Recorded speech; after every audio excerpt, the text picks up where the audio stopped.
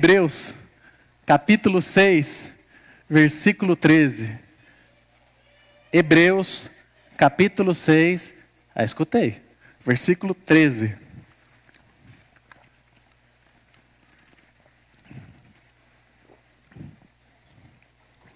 Nós estamos vindo de 2 semanas ministrando sobre fé. Eu ministrei sobre vencendo a inconstância na semana retrasada. Eu disse que as pessoas que são inconstantes são as pessoas que não têm a fé que deveriam ter. E a gente comprovou isso na palavra de Deus. Então, se você quer ser uma pessoa constante na sua vida, em tudo que você faz, você tem que aumentar a sua fé. Semana passada ministramos sobre a fé dos demônios. Pastor, demônio tem fé? Tem. É um tipo de fé, mas tem. E a intenção não era evidenciar a fé do demônio, porque eles já estão condenados, e eles estão amando de Satanás para matar, roubar e destruir a nossa vida. Mas para nós analisarmos a nossa fé, e não compararmos a uma fé de demônios, e sim uma fé verdadeira e genuína em Jesus Cristo. E hoje, nós iremos falar sobre um assunto também relacionado à fé. Inconscientemente, mas guiado pelo Espírito Santo, ele me impeliu a nós estarmos falando sobre um assunto também relacionado à fé. Então todos estão com a sua Bíblia aberta em Hebreus, capítulo 6, versículo 13, que diz assim. Quem não está com a sua Bíblia, acompanhe na tela. Quando Deus fez as promessas a Abraão, por não haver ninguém superior por quem jurar, jurou por si mesmo, dizendo: esteja certo de que o abençoarei e farei numerosos os seus descendentes. E foi assim que, depois de esperar pacientemente, Abraão alcançou a promessa. Preste atenção. Depois de esperar pacientemente, Abraão alcançou a promessa. Vamos continuar. Os homens juram por alguém superior a si mesmos, e o juramento confirma o que foi dito, pondo enfim toda discussão, querendo mostrar de forma bem clara a natureza imutável do seu propósito para com os herdeiros da promessa. Deus o confirmou com juramento, para que por meio de duas coisas imutáveis, nas quais é impossível que Deus minta, sejamos firmemente encorajados, nós que nos refugiamos nele, para tomar posse da esperança a nós proposta. Temos esta esperança como âncora da alma, firme e segura, a qual adentra o santuário interior por trás do véu, onde Jesus, que nos precedeu, entrou em nosso lugar, tornando-se o sumo sacerdote para sempre, segundo a ordem de Melquisedeque. Vamos repetir 2 versículos, o 18 e 19. Para que, por meio de duas coisas imutáveis, nas quais é impossível que Deus minta, sejamos firmemente encorajados, nós que nos refugiamos nele, para tomar posse da esperança a nós proposta. Temos esta esperança como âncora da alma, firme e segura, a qual adentra o santuário interior por trás do véu. Pai, obrigado pela leitura maravilhosa da Tua palavra, Senhor. Obrigado porque o Senhor é bom. E assim como o Senhor falou conosco na parte da manhã, no culto da manhã, eu te peço agora, fale conosco. Espírito Santo, fale com quem está assistindo agora. Apenas me use como um canal nas suas mãos. E que essa palavra venha ser vivificada em nosso coração. Venha trazer vida, venha trazer instrução e venha manifestar o teu reino. É o que eu te peço nesta noite, em nome de Jesus Cristo. Amém. Amém, queridos irmãos? Então nós vamos falar hoje sobre a âncora da alma. E todos sabem o que é uma âncora? Âncora é algo que muitos navios usam. Até o pessoal que vai pescar no rio também usa um tipo de âncora, mas não é a âncora que o pessoal do navio usa, né? O pessoal que vai pescar no rio às vezes joga um cimento, um pedaço de qualquer coisa para enroscar lá. Uma poita, isso aí, obrigado. Mas a âncora que os navios usam, ela fica no fundo do mar para o navio ficar estabilizado, não andar, não ser levado pelas correntezas ou dependendo de alguma tempestade. Eles lançam essa âncora para que o navio não venha a naufragar. E o escritor aos Hebreus aqui, eu vou repetir depois novamente isso no discorrer da mensagem, ele diz que a nossa esperança é como uma âncora. Ele compara a esperança como uma âncora. Ou seja, a esperança é nossa em Deus, é algo que deve nos manter seguros, firmes, independente dos ventos, independente das tempestades, independente de qualquer coisa que venha atingir a gente. Ele compara essa esperança como uma âncora, para que nós estejamos firmes. E muitos perdem a esperança. Muitos perdem, pode dizer, essa âncora. Por quê? Porque essa esperança dessas pessoas não está depositada, vamos dizer, no lugar certo. E se eu te perguntasse, você tem esperança em quem? Ou você tem esperança em quê? Qual é a esperança que move a sua vida? Em que está depositado a sua esperança? Tem muitas pessoas que talvez a vida delas, a esperança da vida delas esteja focada em coisas materiais. Em ter muitos bens, em ter muitas riquezas. E passam uma vida com a esperança de terem dinheiro. Como eu sempre digo, o dinheiro em si mesmo, ele deve ser um servo da gente. Não nós um escravo dele. Não tem problema em ter dinheiro. O problema é o dinheiro ter seu coração. Mas a questão é que muitos passam a esperança de ter algo material. Ou talvez muitas pessoas tenham a esperança de ter uma saúde melhor. Muitas pessoas têm esperança, estão doentes. Não, minha esperança é ter uma saúde. Tem pessoas que têm esperança em conquistar outras coisas, em conquistar um status social, em conquistar um nome na sociedade. Tem esperança em ser reconhecido pelas pessoas. E tem muitas pessoas que talvez já possam ter dito, ou você mesmo já possa ter dito a você mesmo: eu perdi a esperança. Em muitos momentos da vida, talvez você possa ter dito assim: eu perdi a esperança naquilo. Eu perdi a esperança naquilo que eu estava esperando. Eu perdi a esperança em fulano. Eu perdi a esperança em ir na igreja. Eu perdi a esperança. E ainda à guisa de introdução, eu gostaria de ler para vocês uma carta de alguém que perdeu a esperança e acabou ceifando a sua própria vida. Preste atenção nessa carta. Oi, gente. Obrigado por tudo na minha vida. Oportunidades, ensinamentos e ajudas. Tudo mesmo. Desculpa por não ter sido um neto, sobrinho, filho e irmão bom, carinhoso e amoroso também. Desculpa por não ter sido retribuidor. Vó, eu tinha te prometido que eu iria te mandar dinheiro daqui e ajudar daqui, mas eu não consegui. E não conseguiria mesmo. Se eu continuasse de pé, eu também não teria conseguido. Mas o lado bom de eu estar partindo agora é que a senhora vai receber uma grana por causa do seguro. Obrigado por ter sido essa mulher inspiradora e que me fez me manter firme até aqui. Estou indo, porque o mundo não é mais confortável para as minhas ideias e nas coisas que eu acredito.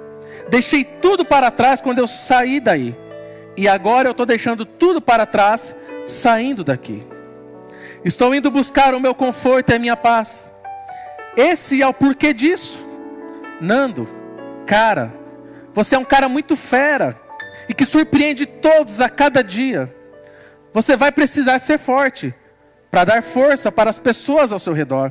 Desculpa, cara, mas eu não tinha mais o porquê. Por favor, poupem a neném disso. Amo muito vocês e desculpa a cada um por não ter retribuído o carinho e o que fizeram por mim. Amo muito vocês, obrigado por tudo e me desculpem. E essa carta é pública, por isso que eu li e eu não mencionei o nome de ninguém. Essa foi a carta de alguém que ceifou a sua própria vida e que perdeu a esperança e que desistiu da esperança. Como eu disse no começo, talvez a esperança desta pessoa estava depositada no lugar errado. Talvez a esperança dessa pessoa, a âncora da alma dele, estava depositada no lugar errado. Essa pessoa se frustrou. A palavra esperança é um substantivo feminino que indica o ato de esperar alguma coisa. Pode ser também um sinônimo de confiança, acreditar que algo bom vai acontecer, uma expectativa em geral, uma expectativa otimista da realização daquilo que se almeja. E você já viu a expressão crente sem esperança?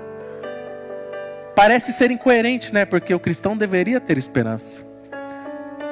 O apóstolo João diz que um cristão sem esperança é um cristão que não se purifica. Está lá em 1 João capítulo 3, versículo 3.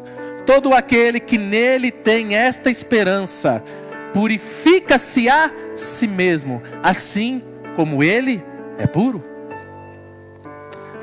Jamais devemos esquecer que a esperança é um dom de Deus, portanto deve ser cultivada no nosso meio. Aliás, em várias ocasiões, hoje eu estou enroscando bastante, né? Aleluia. Aliás, em várias ocasiões, Paulo compara a esperança com o amor e a fé. Ele menciona isso em 1 Coríntios 13, Gálatas 5:5, Colossenses 1:4, 1 Tessalonicenses 1:3 e 5:8. Depois você abre se você quiser para ver. E fazendo um breve paralelo entre os três, podemos dizer, preste atenção, que o amor é o objeto da fé, a qual é o mecanismo para se alcançar a esperança. Em outras palavras, a esperança é obtida por meio da fé. E a fé que nós temos é no amor de Deus. Vou repetir. O amor é o objeto da fé, a qual é o mecanismo para se alcançar a esperança. Em outras palavras, a esperança é obtida por meio da fé. E a fé que nós temos é no amor de Deus. E se nós formos ver, no Antigo Testamento, eles tinham muitas promessas. Eles tinham esperança em muitas promessas. Nós vemos no capítulo 11 de Hebreus, quando o escritor aos Hebreus enfatiza a fé dos santos no Velho Testamento, tornando um elemento muito claro. Como nós já dizemos, a esperança é obtida através da fé. Em Jeremias capítulo 17, versículo 7, o profeta diz o seguinte, preste atenção, meu irmão. Está escrito assim: bendito é o homem que confia no Senhor e cuja esperança é o Senhor, porque ele é como a árvore plantada junto às águas, que estende as suas raízes para o ribeiro e não receia quando vem o calor, mas a sua folha fica verde, e no ano de sequidão não se perturba, nem deixa de dar fruto. Então, meu irmão, aquele que confia no Senhor, cuja sua esperança está no Senhor, ele descansa no meio da aflição, e ele dá muito fruto. E depois que Deus nos enviou Jesus Cristo, muitas dessas promessas do Antigo Testamento foram cumpridas, foram consumadas.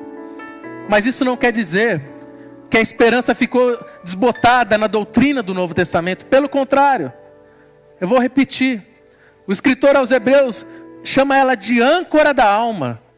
E Cristo mesmo é chamado de esperança da glória. E a nossa esperança, além disso, é através dela que chegamos a Deus. E o que a Bíblia fala sobre esperança? Tem muitos textos na Bíblia que falam sobre a esperança. De acordo com a Bíblia, a esperança é uma das 3 virtudes teologais que fazem base da teologia, conforme é possível comprovar em 1 Coríntios 13:13. O apóstolo Paulo diz o seguinte: assim permanecem agora esses 3: a fé, a esperança e o amor. A fé, a esperança e o amor. Também é possível verificar que a esperança está relacionada com a fé. De acordo com Hebreus, nós vemos 3 semanas falando sobre fé. Fé, Hebreus 11:1. Ora, a fé é a certeza daquilo que esperamos e a prova das coisas que não vemos. Em Jeremias capítulo 29, versículo 11, nós podemos ver que Deus quer que o seu povo tenha esperança. Ele diz o seguinte: porque sou eu que conheço os planos que tenho para vocês, diz o Senhor, planos de fazê-los prosperar e de não causar danos. Preste atenção no final do versículo: planos de dar a vocês esperança e um futuro. Então nós vimos o que é esperança e o que o escritor aos Hebreus compara a esperança como a âncora, o que sustenta a nossa alma, que mantém a gente firme em meio a todas as provas, em meio a todas as tormentas, em meio a toda angústia, a toda tristeza. Ele fala que a esperança é a âncora da nossa alma. Mas se eu te perguntar, o que tira a nossa esperança? Ou se eu perguntar, o que nos tira essa âncora da nossa alma? O que tira a sua esperança, meu irmão? O que remove essa âncora na sua alma, que se chama esperança em Deus? Não em homens, em Deus. O que faz você começar a ficar abalado e a perder a esperança? Eu queria falar de alguns pontos que fazem a gente perder a esperança. Primeiro, o tempo. O tempo nos tira a esperança. Algo que nos faz querer perder a esperança é o tempo. E aconteceu com vários homens de Deus e acontece até hoje. Deus te prometeu que vai te dar algo. Deus te prometeu que vai fazer algo em sua vida. Deus te prometeu que alguma coisa vai se cumprir na história da sua vida. Mas o tempo vai passando e a sua esperança vai escorregando como se fosse pelas suas mãos. E nós temos que olhar para a Bíblia. Abraão tinha 100 anos quando lhe nasceu Isaac. Ele já estava fazendo hora extra faz muito tempo, irmão, para ter filho. Deus prometeu para Abraão que ele ia ter filho quando ele tinha 75 anos. Eu imagino com a minha mente santificada pelo Espírito Santo, aleluia. 75 anos, Deus prometeu: Sara vai ter um filho. Aí Abraão, aleluia. Passou 6 meses, nada. Passou 1 ano, nada. Se passaram 2 anos, nada. Cadê o filho da promessa? Ô Senhor, tudo bem, vamos esperar. E passaram-se mais anos. Depois de 25 anos veio Isaac, irmão. Deixa eu falar para você. Se Deus prometesse algo na sua vida e demorasse 25 anos para você receber essa promessa, você já teria duvidado, blasfemado, murmurado, ou você teria tomado a atitude que Abraão tomou? Olha o que Paulo escreve aos Romanos, capítulo 4, versículo 18. Coloca para mim, Romanos capítulo 4, versículo 18. Olha o que ele diz de Abraão. Porque é assim, Deus promete várias coisas na nossa vida. Só que passou um pouquinho de tempo. Aí não, Deus não prometeu não vai se cumprir. Olha o que diz o texto. Abraão, contra toda a esperança, em esperança, creu, tornando-se assim pai de muitas nações, como foi dito ao seu respeito, assim será a sua descendência.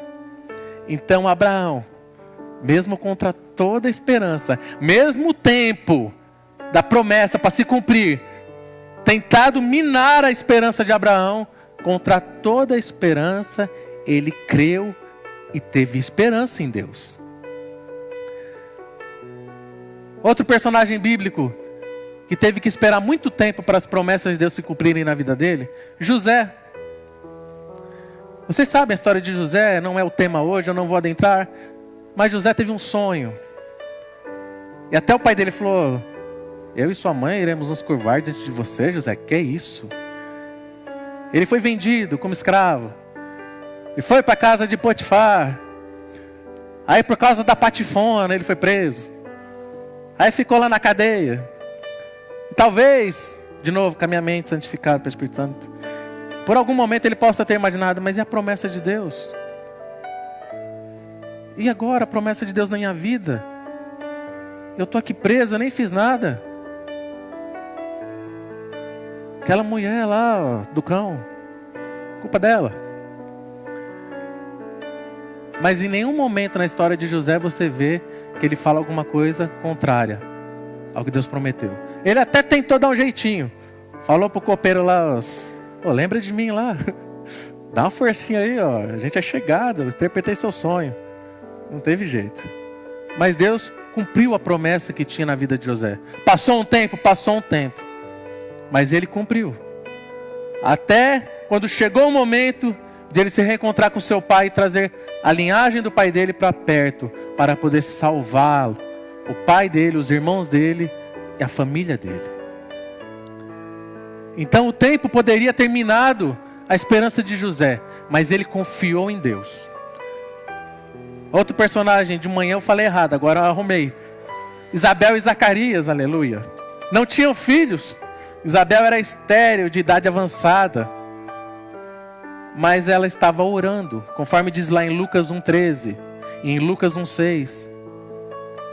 E ela manteve a sua esperança através da oração, irmão.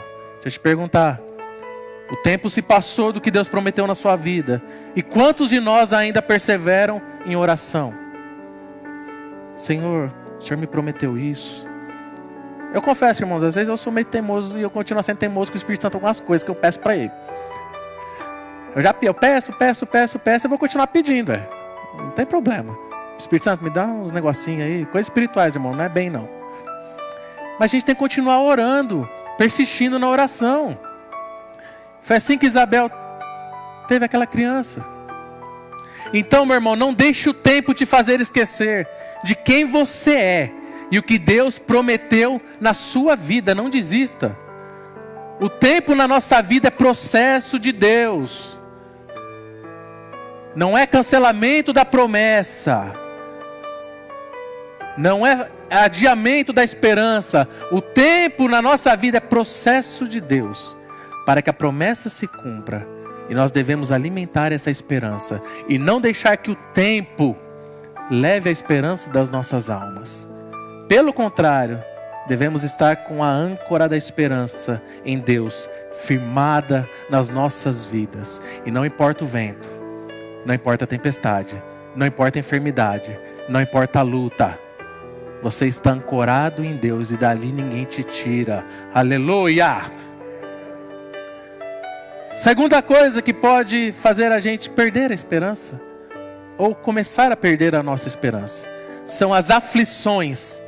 A aflição tem esse, vamos dizer, poder de tirar a nossa esperança.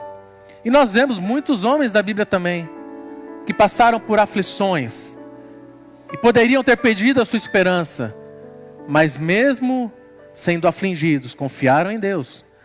Nós vemos Davi, que estava perturbado e lutou em profundo desespero. Conforme diz em 2 Samuel 12:15 e 18:33, depois você lê. Nós vemos Elias, depois de tudo que Elias fez através do poder de Deus na vida dele, estava ele lá desanimado, cansado e com medo. 1 Reis 19:4 diz isso. Nós vemos Jonas, que ficou irritado e queria fugir. Jonas 4:3. Nós vemos Jó, que sofreu com grande perda e a devastação e a doença física que acometeu Jó. E mesmo Jó sendo acusado, tem uma parte do livro de Jó que eu até acho que ele se achava mais ou menos, né? Mas o que importa é o final do livro de Jó. Que ele fala assim: antes eu achava que te conhecia, mas agora eu te conheço. E eu confio em ti, meu Deus. Depois disso, Deus restituiu tudo em dobro para Jó. Contra a esperança que a própria mulher falou para ele: amaldiçoa esse Deus e morre. Ele olhou para ela e falou: como uma louca falas tu. Não é para falar isso para sua esposa não, viu? Ó, irmão, como uma louca falas tu. Ele continuou tendo esperança em Deus e teve tudo restituído em dobro. Como Moisés, que se entristeceu sobre o pecado do povo, conforme está em Êxodo 32. Como Jeremias, que lutou com grande solidão, sentimentos de derrota e insegurança. Nós vemos isso em Jeremias 20:14 e Jeremias 20:18. Mas eu me lembro muito bem, até o Edmar já ministrou um dia, que Jeremias passou por tudo isso, mas ele disse: eu tenho um fogo cerrado no meu peito que não me dá descanso. E esse fogo, esse amor, essa paixão por ti, é a esperança, é a âncora da minha alma. Aleluia! Então, meu irmão, não deixe o tempo levar a sua esperança. E não deixe as aflições desse mundo levarem a sua esperança. Tenha sua esperança em Deus, no nosso Redentor Cristo Jesus. Mas pastor, eu passei por tanta coisa. Eu não tenho mais forças para acreditar nas promessas que Deus fez na minha vida. O que eu faço para renovar a minha esperança? O que eu faço para voltar a acreditar? Primeiro, assim, na minha opinião, só o fato de Jesus já ter salvado você, de ter ido para o inferno, Jesus não te deve nada, não deve nada para mim. Mas como Ele é um Pai, o nosso Deus é um Pai muito amoroso, Ele é misericordioso, Ele nos ama, então Ele nos ensina como renovar essa esperança.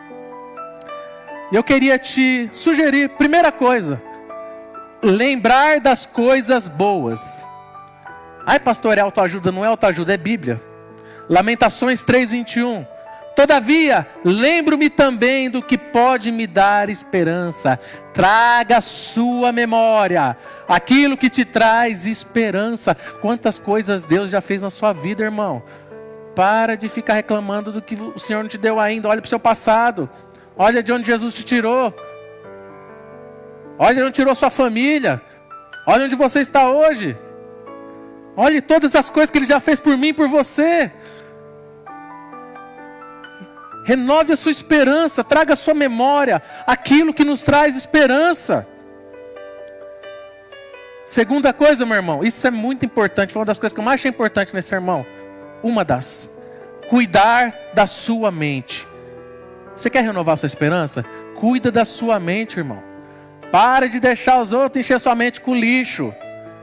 Falando que não deve na sua cabeça. Vendo notícia que não deve. Deixar os enviados de Satanás. Tentar minar suas esperanças, sua fé. Tentar minar o seu coração, jogando lixo na sua alma. Não deixa não, irmão.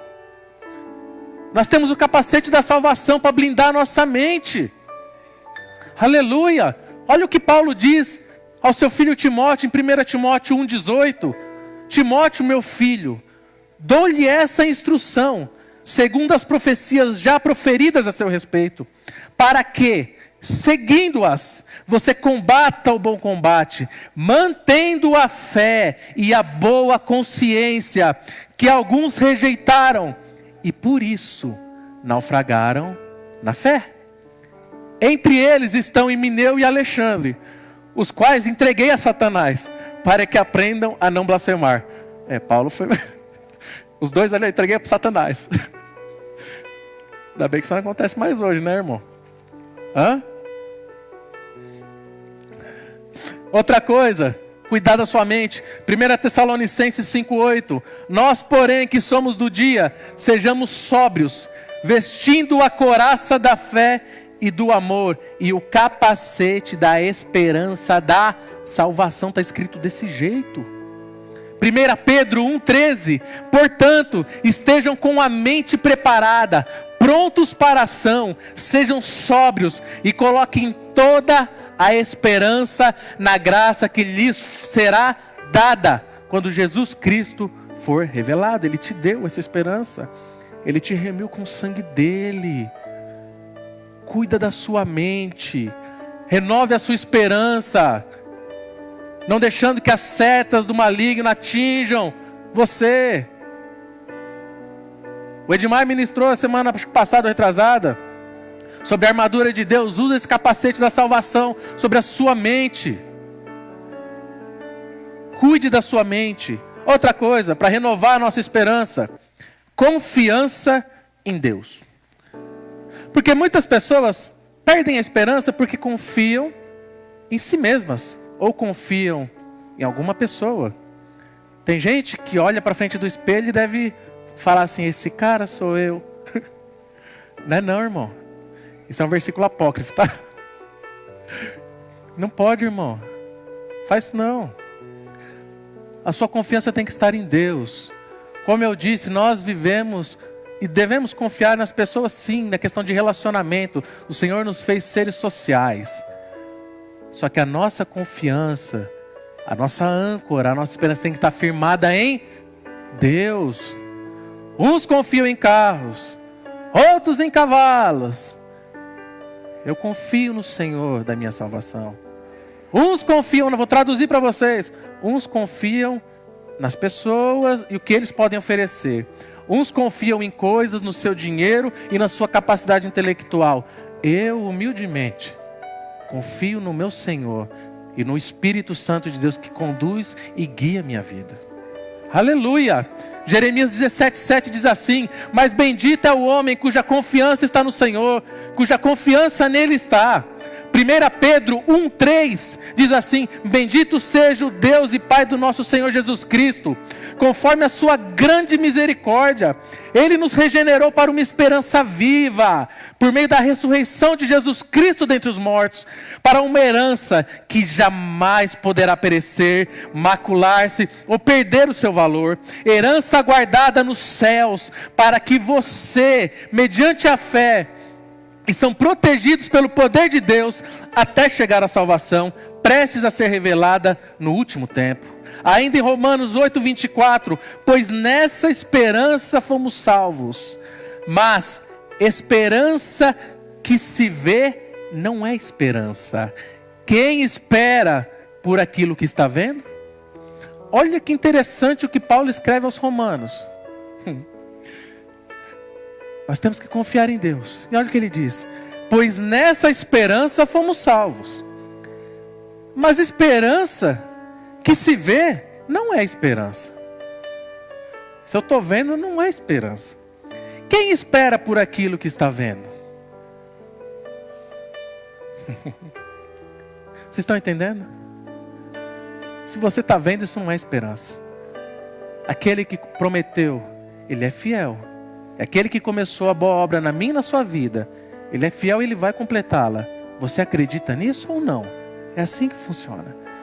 Você está plenamente convicto com a sua fé nisto ou não? Romanos 15:13, que o Deus da esperança os encha de toda alegria e paz, por sua confiança nele, para que vocês transbordem de esperança, pelo poder do Espírito Santo. Outra coisa, quer renovar sua esperança? Foi o que eu li em João 3:3, 1 João 3:3, se purificar. Quer renovar sua esperança? Você deve falar.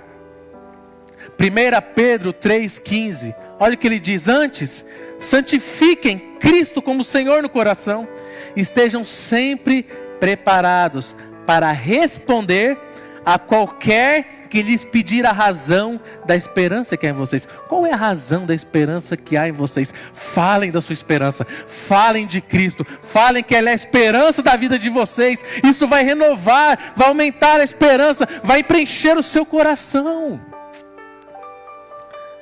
Como renovar nossa esperança?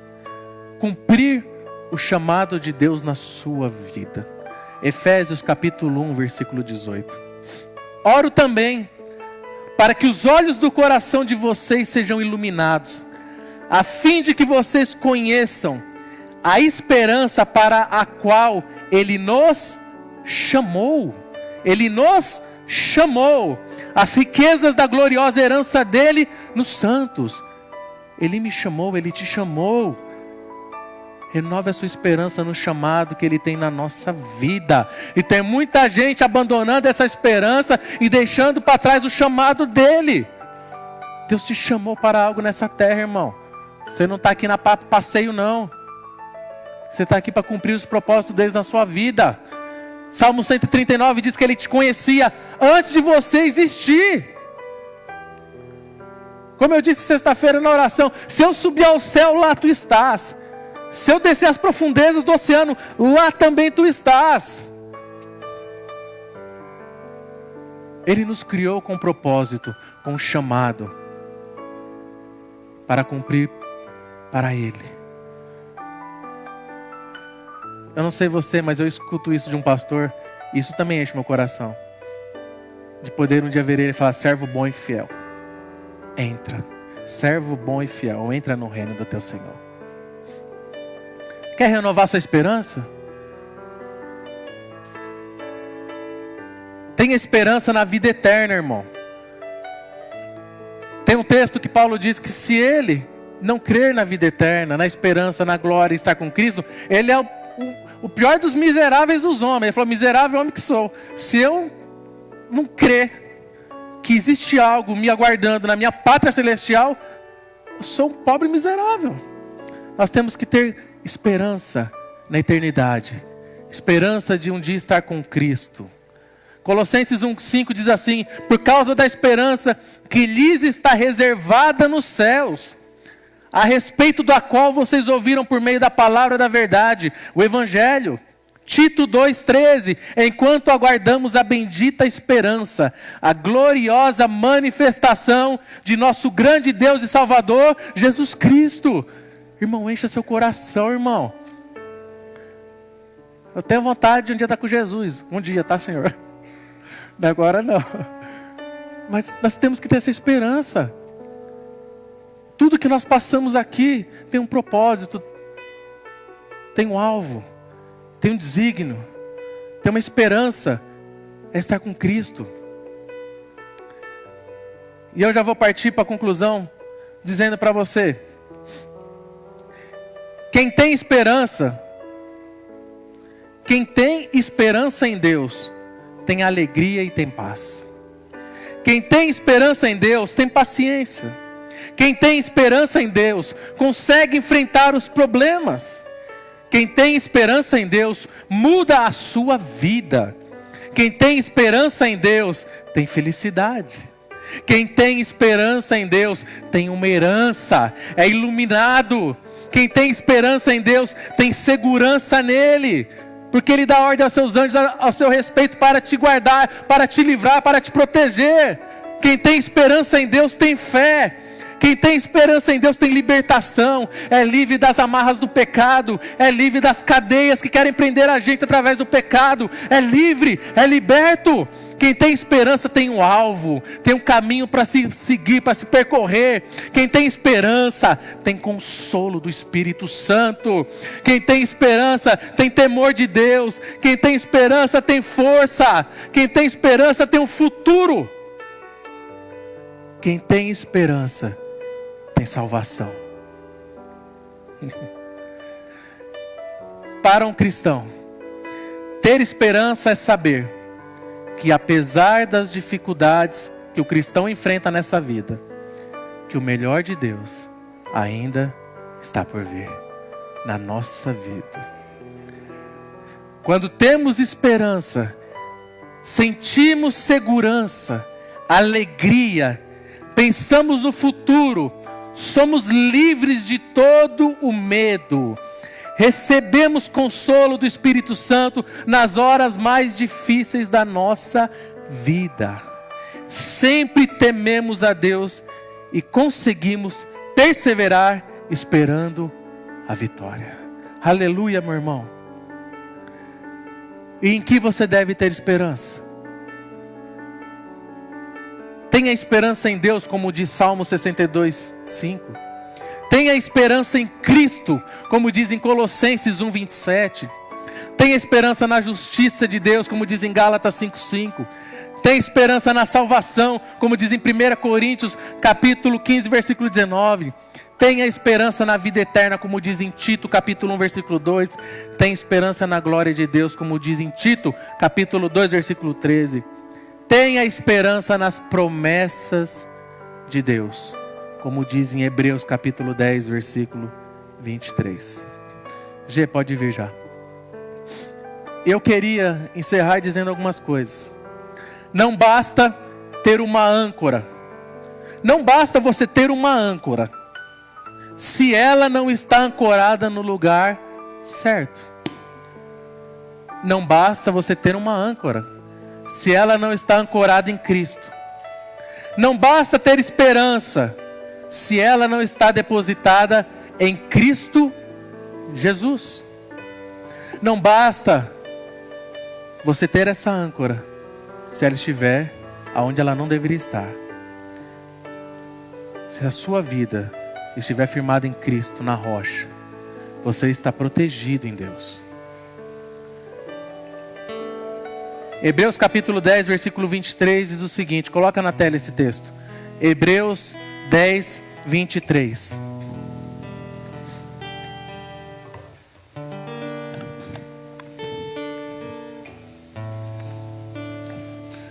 Diz assim o texto: apeguemo-nos com firmeza à esperança que professamos, pois aquele que prometeu é. Então apeguemo-nos à esperança que a gente fala que tem. Então apegue-se a essa esperança em Deus, pois aquele que prometeu, Ele é fiel. E eu quero encerrar esse sermão contando para vocês um testemunho. Todos sabem que em dezembro eu fui acometido pelo Covid. E no meio de janeiro para frente eu comecei a ficar muito mal mesmo. Eu não conseguia subir uma escada, que eu tinha muito falta de ar. E eu comecei a procurar médicos. E eu fui no pneumo. Aí o primeiro pneumologista que eu fui não foi tão bom assim. Ele me passou uma bombinha, não melhorava. E eu continuei piorando. E quando eu estava no período de Covid, um pouco antes, eu fui a 2 hospitais. E com muita falta de ar, e os médicos negligentemente não quiseram nem fazer um exame. Eu acredito que eu teria ficado internado se eles fizessem exame. Mas Deus sabe de tudo, não era para eu ter ficado internado, glória a Deus. Como o médico disse, você quer ficar internado? Eu falei, eu não. Isso é pergunta de se fazer? Enfim. E foi detectado através dos exames que 50% do meu pulmão estava comprometido. Por isso que eu não conseguia respirar direito. Eu, quando pequeno, eu nasci com a clavícula quebrada e desde pequeno eu tive bronquite alérgica e vários problemas respiratórios. Eu morava em São Paulo e eu vivia internado com bronquite. Minha infância, eu lembro, era debruçado, inalando, não era o inalador, era algo que esquentava embaixo, tentando puxar o ar e o ar não vinha. E eu lembro também quando eu era pequeno que muitas vezes eu até desejei morrer, porque eu não conseguia respirar. E eu pensava, por que eu não morro de uma vez? De tanta angústia de não conseguir respirar. Depois que eu mudei para o Paraná, nunca mais tive crise de bronquite. Mas meu pulmão ficou com essa sequela. E eu fiquei muito, vamos dizer assim, isso foi um baque para mim.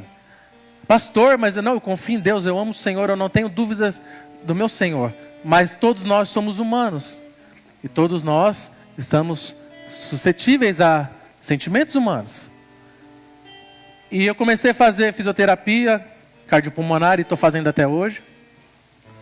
E eu não melhorava. E comecei a fazer os exames e não melhorava. Nesse meio tempo, um colega nosso, um conhecido nosso, um amigo nosso, morreu de infarto, com a minha idade. Aquilo eu fiquei, nossa, e o meu fisioterapeuta já tinha falado assim, vai fazer exame do coração. E eu, exame do coração? Coração é bom, tem meu histórico de atleta. Me ajudou não, irmão. Enfim, fui fazer exame do coração. E no exame eu descobri que tinha dado um resultado positivo para isquemia de miocárdio. Ou seja, o exame dizia que as artérias do meu coração estavam entupidas. E o médico olhou para mim e disse assim, ó, ele fez todos os exames, falou, se você fosse uma pessoa obesa, tá certo que agora eu emagreci um pouquinho, mas os bacon estavam tenso aqui. Se você fosse uma pessoa mais obesa, com alguma comorbidade, diabético, eu já teria mandado você direto para fazer o cateterismo na mesa de cirurgia. Mas, como eu estou achando meio estranho esse exame, aí ele pediu para eu fazer uma angiotomografia com contraste, que é onde vê por dentro todo uma tomografia. E eu fiz essa tomografia. E eu não sabia de nada, mas nesse meio tempo ele tinha falado para a Ruth. Ele falou assim para a Ruth que o resultado do meu exame era muito grave. Foi isso que ele te disse, não foi? Inclusive, você está linda, amor. O resultado do exame tinha dado muito grave. E ela no dia até me ligou e disse que ela teve uma crise de choro, parou no meio da rua, eu não entendi o porquê. Quer dizer, ela sabia, algumas pessoas da minha liderança sabiam, meu pai sabia, só eu que não sabia. Disse que o resultado era grave dos meus exames. E eu, daquele jeito, eu fiz os exames. Cheguei lá para o médico, ele olhou os exames e falou, ó, explicou e falou, ó, você não tem nada no coração. As suas artérias estão limpinhas, eu tenho o exame guardado. Eu tenho o laudo que ele deu da isquemia de miocárdio, eu tenho outro exame guardado. Ele falou, ó, e você não tem zero de cálcio, é nulo. Nos próximos 10 anos não existe risco de doenças coronárias para você. Beleza, aí eu, glória a Deus, aleluia. A ficha meio não caiu, a Ruth. Você não vai falar nada, eu não estava meio aérea ainda. Ainda faltavam alguns exames do pulmão.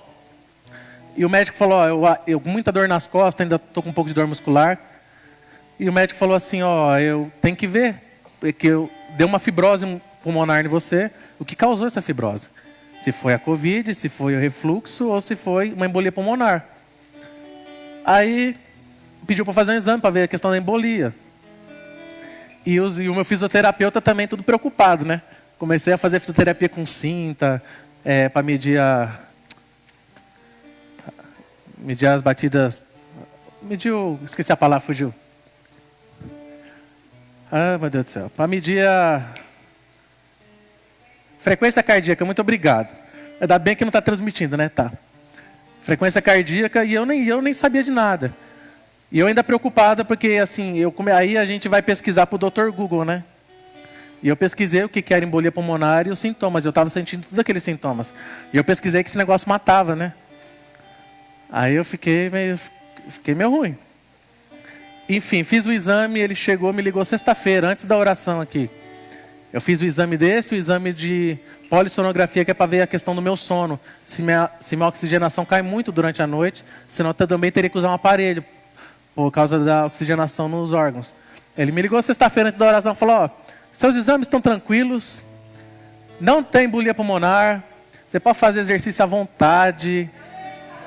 O seu exame de polissonografia, você tem uma apneia, mas é pouca. Eu falei, doutor, mas e o ronco? Ele falou assim, não, é só você emagrecer, fazer umas atividades físicas que melhora o ronco. Viu, amor? Ele falou, não precisa usar nenhum aparelho. E pode parecer que não estou, mas estou muito feliz. Aí eu estou fazendo atividade física, já comecei a correr. Eu nunca achei que eu ia sentir saudade de correr. Hoje eu fui andar com a Yasmin no Zezão, já dei umas corridinhas de leve com ela. Corri na fisioterapia. Saudade, correr, tá bom. Enfim, o que eu quero falar isso para vocês? Aquele que começou a boa obra na minha vida, ele é fiel. Eu tenho que ter esperança no que ele diz. Você tem que ter esperança no que ele diz. O último diagnóstico vem de Deus. A última palavra vem de Deus na minha e na sua vida.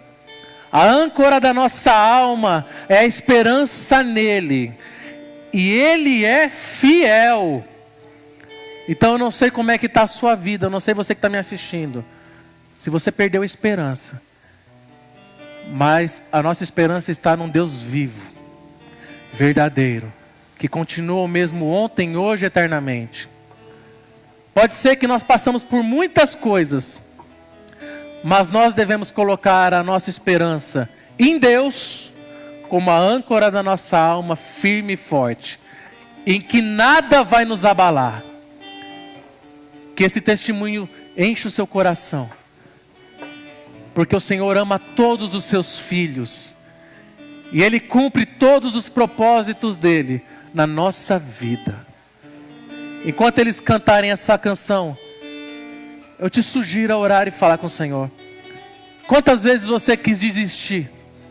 Quantas vezes você quis perder totalmente a esperança? Quantas vezes você quis abandonar o seu chamado? Quantas vezes você quis abandonar o seu casamento? Quantas vezes você quis abandonar tudo? Mas hoje é noite de esperança para a sua vida. Hoje é noite de esperança para você que está me assistindo. O Senhor pode alcançar todos agora. Abra o seu coração, se derrame e fale com o Senhor. Senhor, aumente a minha fé.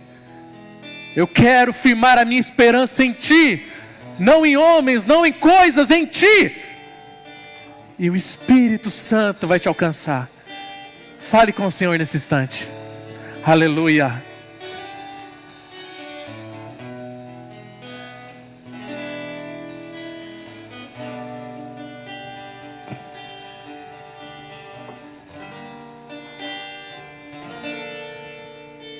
Parece mesmo que este dia nunca vai chegar. Parece mesmo que suas promessas eu não vou viver. Possuir a terra onde a honra, leite e mel, com os rios ao redor, de suas bênçãos sobre os reis. Parece mesmo que este dia nunca vai chegar. Parece mesmo que suas promessas eu não vou viver. Possuir a terra onde a honra, leite e mel, com os filhos ao redor, e suas bênçãos sobre os reis. Aquele que começou a boa obra em minha vida é fiel. Ele é fiel, não descansará, não desistirá, enquanto não houver terminado. Não vivo do que vejo, mas vivo do que creio. Sim, Ele é fiel. Sim, Jesus é fiel. Eu não morrerei, antes viverei todo bem do Senhor aqui na terra e no céu. Aquele Aquele que começou a boa obra